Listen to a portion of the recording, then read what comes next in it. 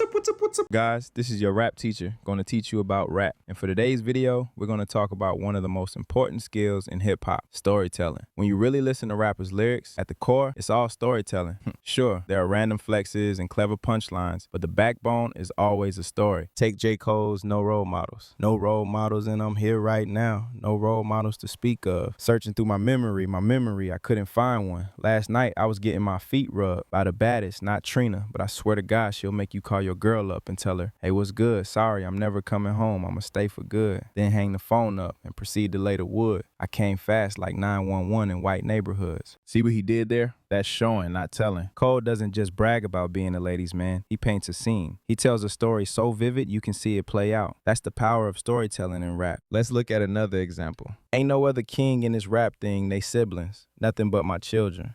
One shot, they disappearing. I'm in a city where the flag be getting thrown like it was pass interference. Padlock around the building. Crash pulling up in armored trucks just to play freeze tag with a bone to pick like it was sea bass. When I made it out, I made about 50,000 from a show, trying to show dudes the ropes before they hung from a rope. Again, it's storytelling, by the way. If you're a musician, you might want to check out this app. I actually made it for artists who get stuck on Rhymer's Block. It's basically a notepad on steroids.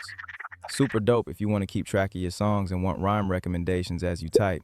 It also has 10+ AI lyrics tools to choose from, so you can loop your instrumental in the app while writing. Links in the description if you want to mess with it. Rap bars become memorable when they unfold like little movies. So how do you build that skill?